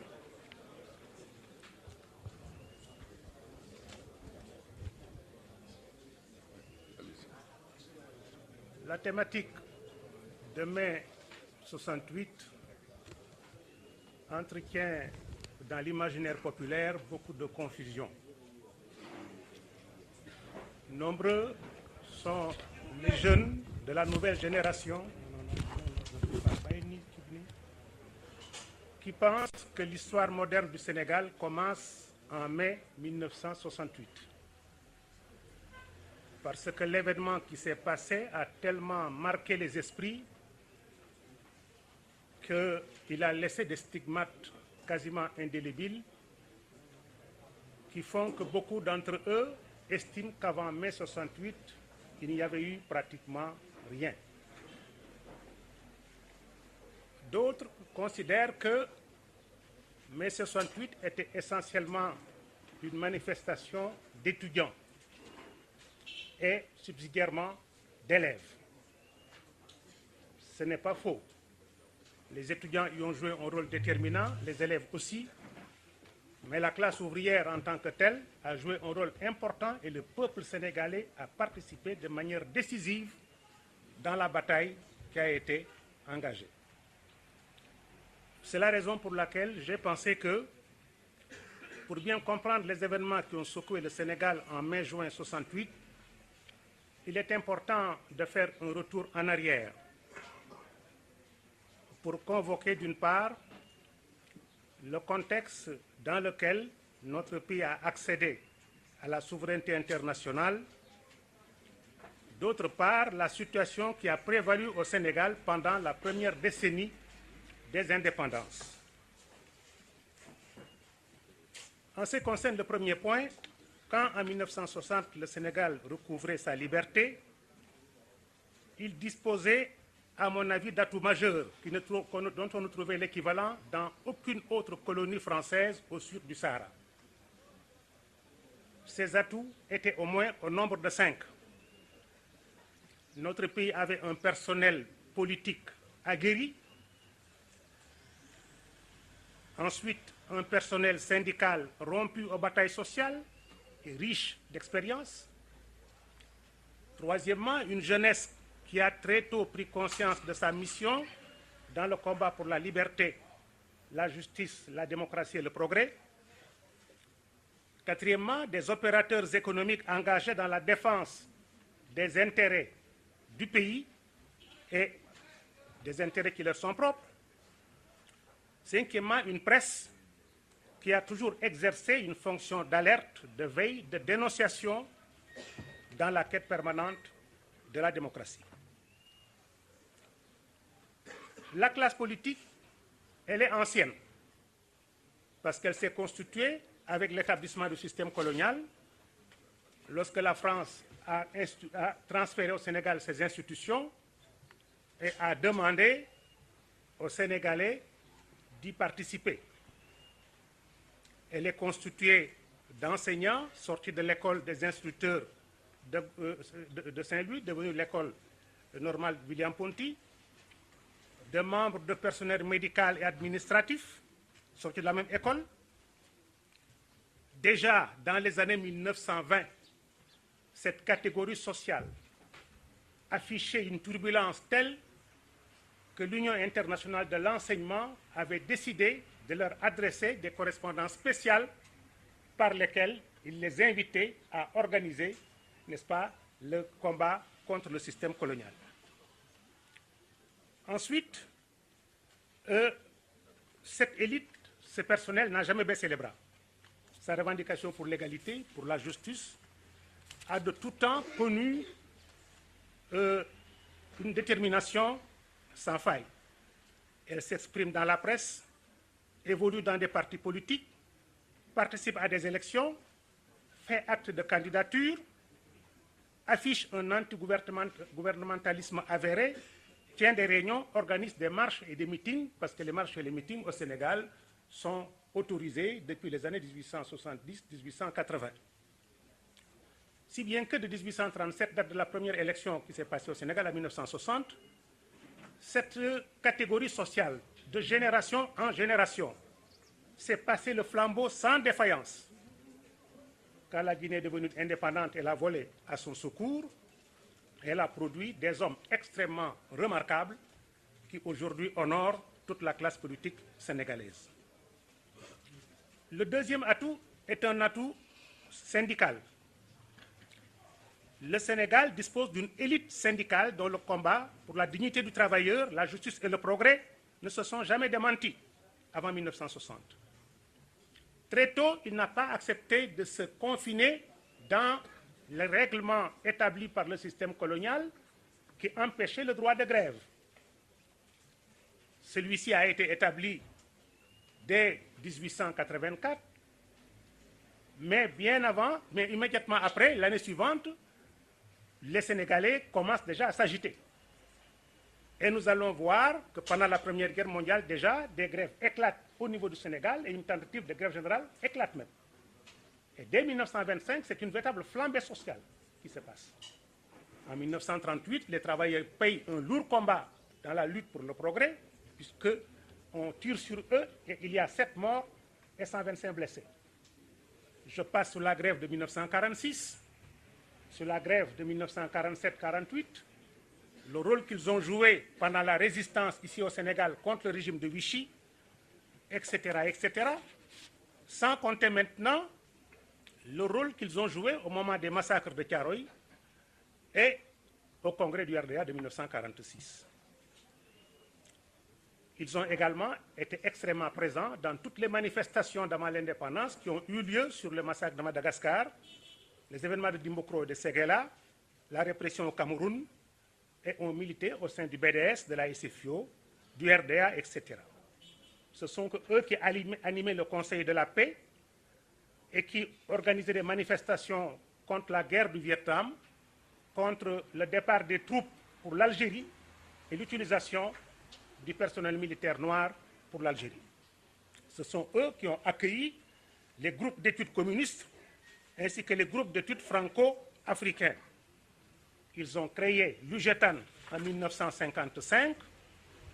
Au référendum de 1958, ils étaient dans le camp du non et ils ont côtoyé, comme leurs collègues, Sékou Touré de la Guinée, Dibo Bakary du Niger, David Souma de la Guinée, Abdoulaye Diallo de la Guinée, etc., etc., qui était commandant de la Guinée. c'est quelque chose de particulièrement important parce que c'est cet héritage-là qui a ensuite grandi au point de créer une situation que personne ne pouvait maîtriser. Il en est de même de notre pays qui a disposé d'une jeunesse très tôt qui a pris conscience de sa mission. C'est au Sénégal que l'Afrique a eu pour la première fois un mouvement de jeunesse qui est apparu en 1949 à Rufisque avec Jean Diallo et qui ensuite s'est développé pour déboucher sur le Conseil de la jeunesse du Sénégal ainsi que sur le Conseil de la jeunesse d'Afrique avec Charles Mendy, Madame Delattre Marie-Louise, etc., avec même des antennes en Guinée, des antennes au Niger, des antennes au Dahomey, des antennes en Haute-Volta. Cette jeunesse a été déterminante dans le développement de notre pays, si bien que quand l'Université de Dakar est créée en 1950, l'Institut des hautes études, quand naît l'AGED et que naît en 1951 la FEANF, évidemment les Sénégalais jouent un rôle important puisque Mokhtar Mbow aura été le premier président de la FEANF. Eh bien, le Sénégal dispose d'opérateurs économiques qui sont des gens particulièrement actifs. On en a parlé dans le monde des affaires, mais ce qu'on n'a pas dit toujours, c'est leur patriotisme et leur esprit d'initiative. Quelqu'un comme Galandou Diouf était un opérateur économique. Il a voulu rompre le monopole qu'avaient les maisons de commerce bordelaises et marseillaises sur l'achat de l'arachide en créant la société agricole. Amadou Hassan Ndoye et Guiaber ont créé au lendemain de la Deuxième Guerre mondiale une compagnie d'aviation.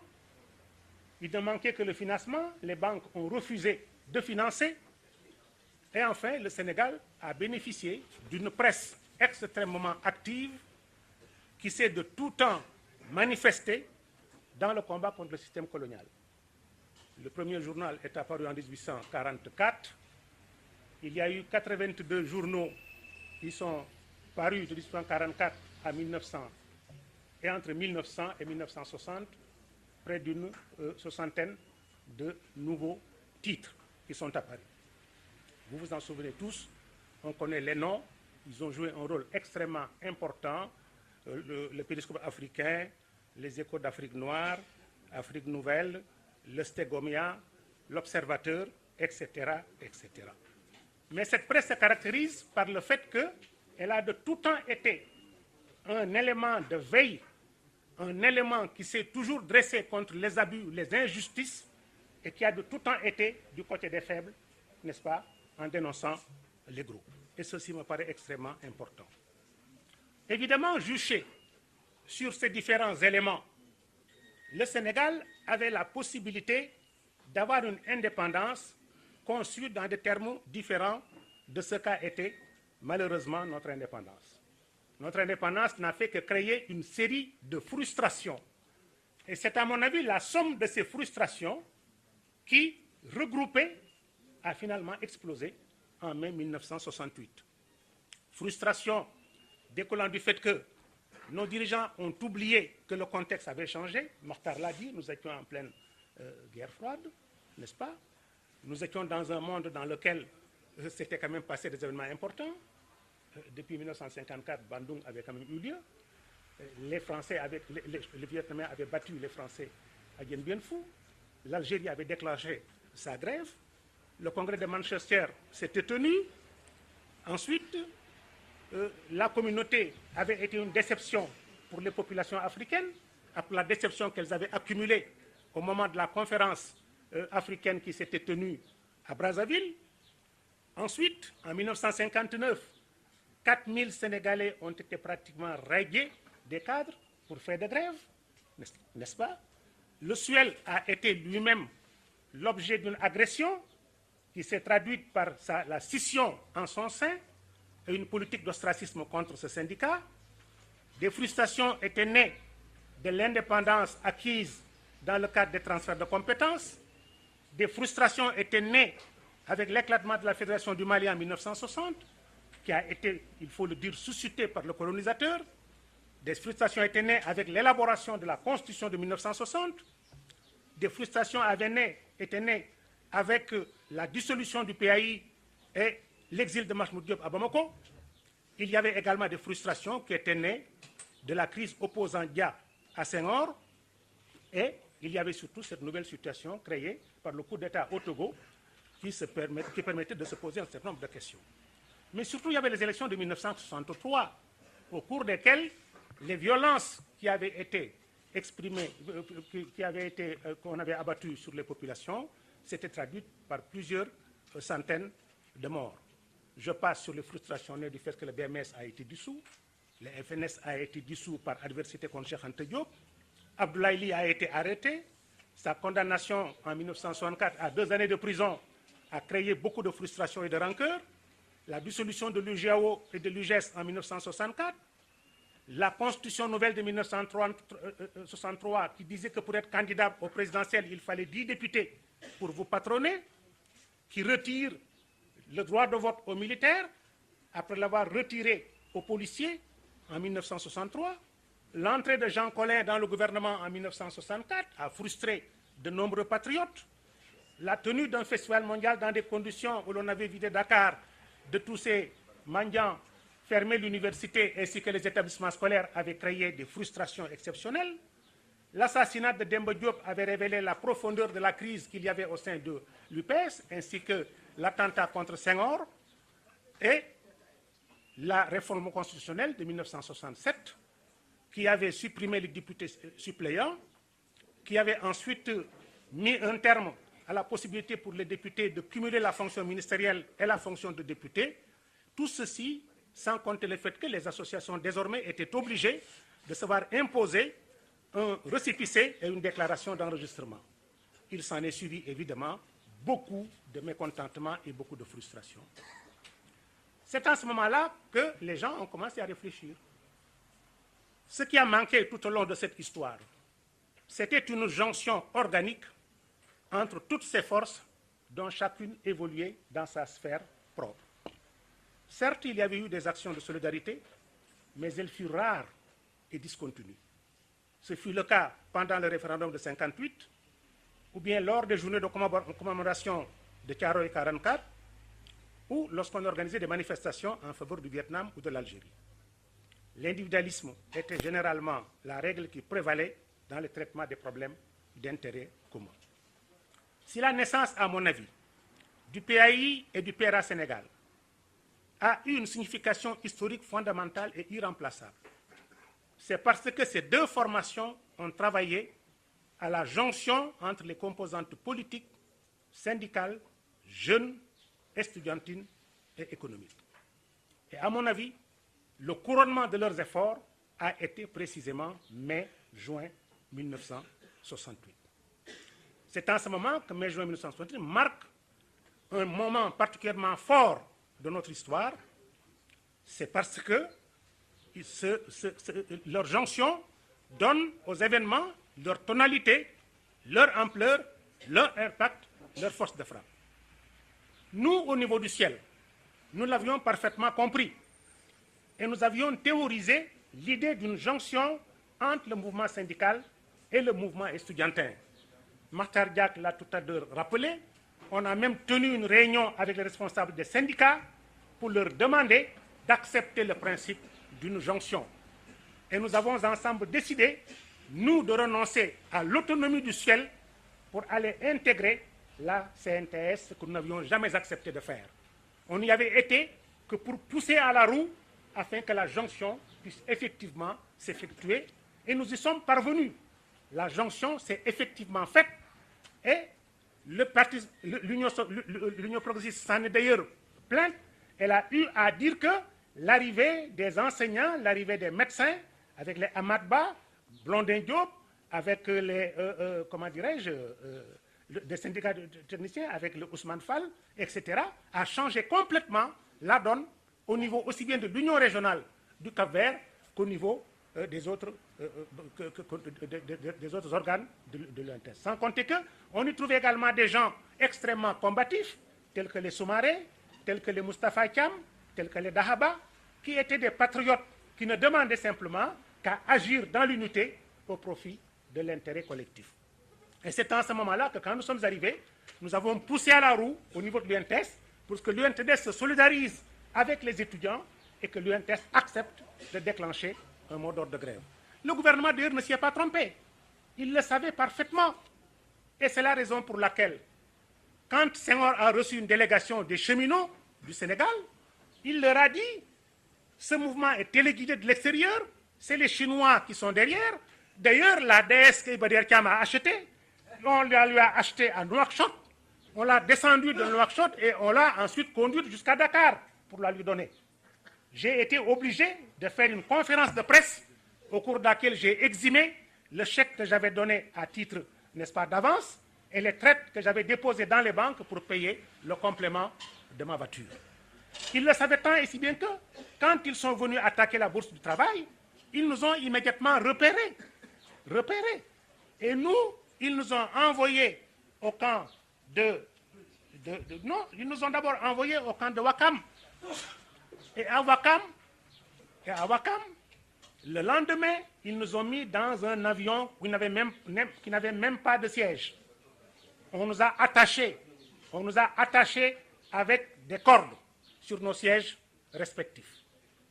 Et on nous a déposés à Dodji, dont nous entendions parler au moment de la bataille médiatique entre le Conakry et Dakar. On pensait que Dodji n'existait pas, n'est-ce pas? Et nous avons été envoyés à Dodji. On avait hâtivement installé un certain nombre de tentes pour que nous puissions y être accueillis. Mais là encore, c'est l'engagement des travailleurs et des étudiants qui a forcé le gouvernement à faire venir Doudou Ngom et à décréter notre libération. Une libération seulement partielle, parce que quand les gens sont venus, parce que le gouvernement disait justement que c'était nous qui étions au cœur du processus, n'est-ce pas? Et d'ailleurs, un de mes collègues, je pense qu'il est là d'ailleurs, Oumar Gueye est là, qui me disait qu'il a été à Nantes, il a consulté les archives diplomatiques, et dans les archives diplomatiques, il parle des événements de mai 68, ils disent même que dans un certain nombre de résolutions qui avaient été adoptées, les 12 résolutions sur 18, c'était moi-même qui les avais rédigées, c'était les ambassades de France qui signalent ça, dans ces machins, etc. Alors, ils nous ont ramenés. Mais quand ils nous ont ramenés, ce n'était pas terminé pour nous. Nous, on nous a gardés au commissariat de police et on nous a assignés en résidence. Moi, je devais aller à Ololdou, Amadba devait aller, je crois, à Loudjawolof, Sek Sekfal devait aller à Dabo, et il y avait ensuite quelqu'un qu'on avait mis en notre sein, Saho, l'ancien secrétaire particulier de Ibrahim Mandaou, qu'on avait mis en notre sein, on ne sait pourquoi, qui n'était pas syndicaliste, mais qui était là, on pensait que c'était peut-être une taupe qu'on avait installée là pour les besoins de la circonstance. Toujours est-il qu'on nous a donc comme ça envoyés à l'extérieur. Mais ce qu'ils ne savaient pas, c'est que nous, au niveau du ciel, nous nous étions organisés et nous avions dit que si les responsables sont arrêtés, nous allons déclencher une grève illimitée. Et on leur avait dit, même si vous entendez le secrétaire général parler à la radio pour dire que la grève est levée, ne suivez pas le mot d'ordre en question parce qu'on peut le lui avoir arraché sous le fait de la torture. Alors si bien que, quand nous sommes arrivés à Ololdou, n'est-ce pas, le hasard, Dieu fait tellement bien fait des choses de façon bizarre. On m'amène à la gendarmerie de Tambacounda. Lorsque j'arrive, le commandant de brigade qui me reçoit, à l'heure du repas, il m'amène dans son salon. Et il m'installe et il demande qu'on me serve. Quand je lève la tête, je vois devant moi la photo du doyen Cissé du syndicat des travailleurs municipaux de Dakar. Je lui dis, mais vous connaissez ce monsieur-là? Il baisse la tête, il me dit, c'est mon père. Je lui dis, mais hier, nous étions encore à Dakar ensemble, lors de l'attaque de la bourse du travail. Il ne dit rien. Mais le lendemain, quand il doit me conduire jusqu'à Kidira, il dit aux gendarmes, ce type n'a pas volé. Ce n'est pas un malfrat. Il a eu des problèmes d'opinion avec un État. La roue tourne. Demain, il peut se trouver à un poste différent. Traitez-le avec respect et considération. Et les gendarmes ont appliqué les mots d'ordre. Quand je devais quitter le matin pour aller à la gare, prendre le train, les enseignants de Tambacounda avaient fait une haie d'honneur. Et chaque jour que j'ai passé à Tamba, il y avait 15 à 20 repas que l'on m'amenait, n'est-ce pas, à la gendarmerie pour ma nourriture. Et de Tambacounda jusqu'à Kidira, à toutes les haltes du chemin de fer, il y avait une délégation du SUEL qui était là pour m'amener des boissons de la viande et pour me dire « nous tiendrons jusqu'au bout, nous ne faillirons pas ». J'arrive à Kidira et celui chez lequel tombe est le frère d'un de mes amis de Diourbel, n'est-ce pas, chez qui j'allais passer mes vacances avec les Ali Bokoum Sow, je vois Aziz Sow qui est là, les Mamoudou Al-Kassi, n'est-ce pas, qui étaient des amis à moi, membres du PAI pour certains, n'est-ce pas. Il me dit, quand j'ai vu le télégramme arriver, je ne sais pas quoi faire. Il nous amène à Ololdou. Quand j'arrive à Ololdou, je trouve un sous-préfet qui se trouve être l'ami de ma famille, de la famille de ma femme, parce que ses parents sont amis de la famille de Thérèse Abignona, dont il était client de la maison de Thérèse Abignona. Il m'a dit, je lui ai demandé de quitter sa chambre pour vous la donner. Ensuite, le préfet qui vient de Bakel, il est le père lui-même, n'est-ce pas, de Amadou Al-Kassi, dont je vous parle, qui était mon ami de Diourbel, et son adjoint était Mapate Sar, je crois, qui était dans le quartier Kaznat de Kaolack, où j'habitais. Donc, on avait l'impression que même Dieu était de notre côté. Et la détermination des syndicats a été telle que quand Hassan Sek a été nommé, les syndicats lui ont dit, si nos responsables ne viennent pas, nous n'aurons pas arrêté la grève.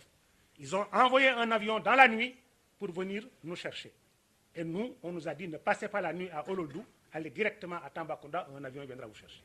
Nous sommes arrivés, Yaya Koli est venu nous accueillir à l'aéroport, on nous a amenés pour faire une déclaration, on leur a dit que ça ne servira à rien du tout. J'ai bien fait la déclaration, mais ils ont été obligés le lendemain de nous donner une série de véhicules, n'est-ce pas, qui nous ont permis de sillonner le Sénégal pour aller dire aux enseignants que la grève a été effectivement levée. Ceci me paraît important, parce que cette jonction entre des mouvements qui ont des intérêts communs est un atout de taille. De taille. Le mouvement estudiantin s'est trouvé extrêmement renforcé grâce au mouvement syndical.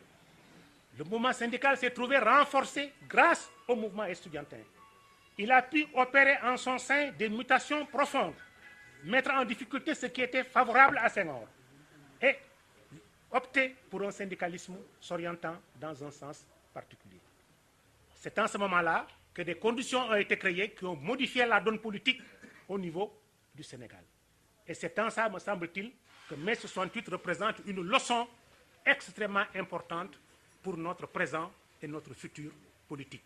Aussi longtemps que nous serons unis, aussi longtemps que nous serons solidaires, aussi longtemps que nous quitterons nos chapelles respectives pour travailler autour d'un objectif commun, nous devenons une force que personne ne peut contrôler. Et en définitive, nous pouvons imposer tous les changements que nous voulons dans notre pays. Voilà, je vous remercie de votre attention.